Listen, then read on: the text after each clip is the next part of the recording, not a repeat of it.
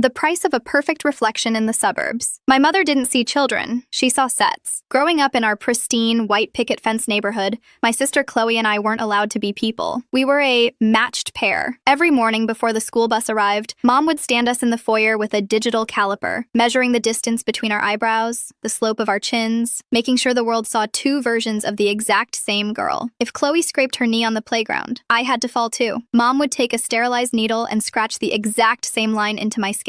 Symmetry is the highest form of love, she'd whisper, while dabbing me with rubbing alcohol. But everything changed the summer we turned 17. Chloe was always the rebel. She wanted to be a drummer, I wanted to be a coder. One night, she'd had enough. She climbed out the window to see a boy, and when she tried to climb back in, the old oak branch snapped. She didn't die, thank God, but the fall shattered her left arm in 3 places. When she came home from the hospital, her arm was held together by titanium pins and a jagged, purple scar that ran from her wrist to her elbow. For the first time in our lives, we were different. I thought Mom would be devastated. Instead, she was focused. 2 weeks later, I woke up to find a man in a lab coat sitting at our kitchen table. He wasn't our family doctor. He was a specialist from out of state. "Don't worry, sweetie," Mom said, her eyes wide and unnervingly bright. "Dr. Vance is going to fix the mistake. He's going to replicate the fracture pattern." I looked at the table. There were x-rays of Chloe's broken arm and a surgical kit, laid out next to a bottle of expensive wine. They weren't going to heal her. They were going to break me. "It's just a few small breaks, honey," she cooed, reaching for my left arm. "Just so you can match again. Just so the world makes sense." I didn't scream, I didn't cry, I just looked at Chloe, who was watching from the doorway, her eyes filled with a terrifying, silent understanding. That night, we didn't just run, we erased ourselves. Now we live in a city where nobody knows our names. My arm is whole, and hers is scarred, and for the first time in our lives, when I look at her, I don't see myself. I finally see her.